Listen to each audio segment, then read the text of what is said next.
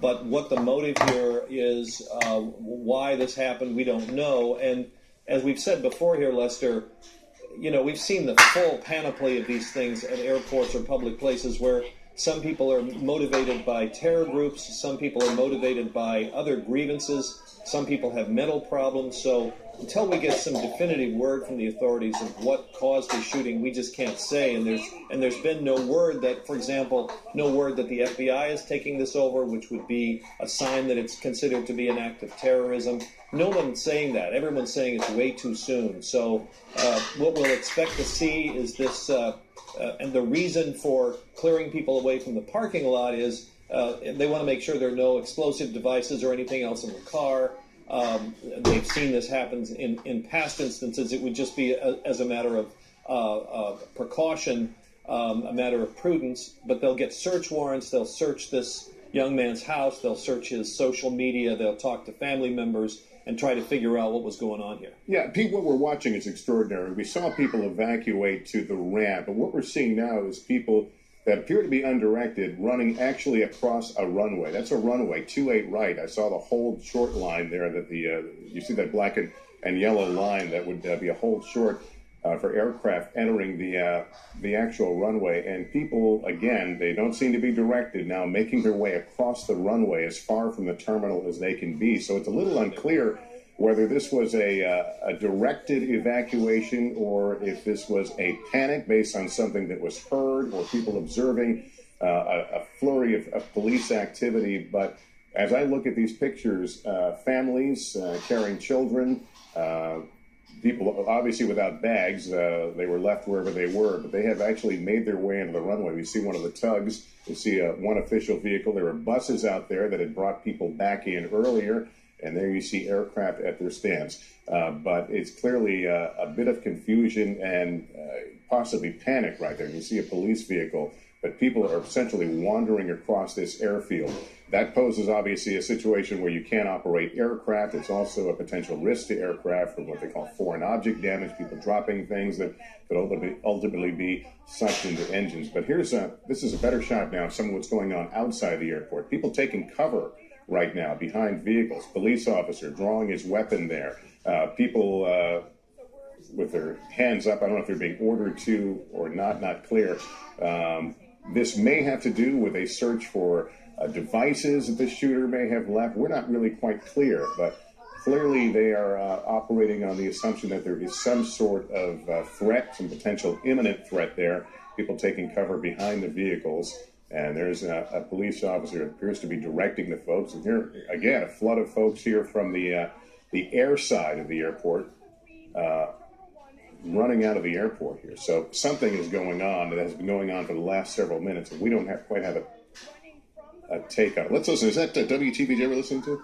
Between area and trying to get behind into this in-between area and trying to get behind the wall here and some other that we see the trash receptacle. But again, you're looking right now at these people laying on the sidewalk behind these huge SUVs. You're looking at where people are trying to take cover.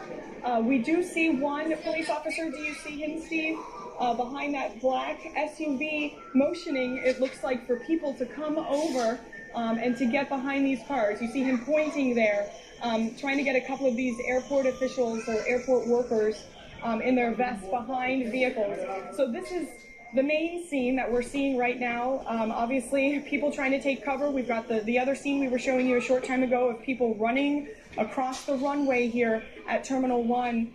And most of them have scattered at this point. I don't know if we want to take you off of this scene. We want to keep you here so that you can see what's going on. Complete shutdown mode right now, okay? A reporter there from WTVJ, our NBC station in Miami, who is watching what we are all watching.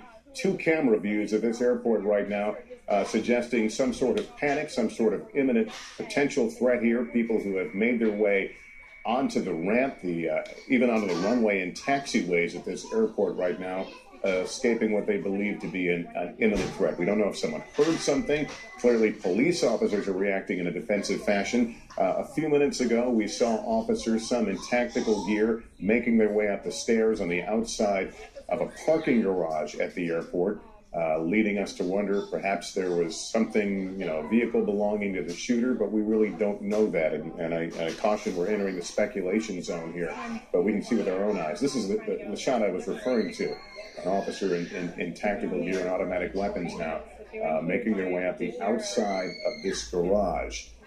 We believe they have a temporary or a preliminary ID on the suspect, so that may also give them information about a vehicle. They may be searching for that. But as you see here, they're not entering the actual garage. They're going up the outside stairways. This is the view of the lower level of the terminal. Whatever had initially happened had happened in the near the baggage claim area on the lower level. I want to bring in James Cavanaugh. He's NBC News law enforcement analyst. James, typically in a situation like this, even if you believe you have the lone shooter, what are the other necessary steps to ultimately secure the scene that we may be seeing reflected here?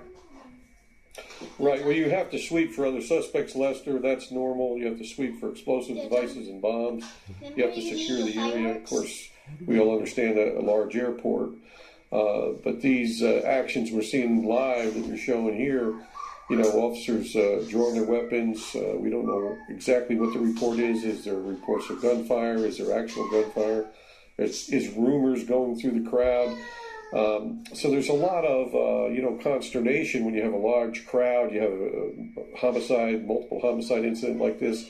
Everybody's peaked. So any noise, any bang can set the crowd off, or it could really be yet another Confederate, a conspirator, attacker. So the police don't know. That's why we're seeing the SWAT movement. That's why we're seeing the patrol officers drawing their gun, and that's why we're seeing the crowds, moving away from the terminal.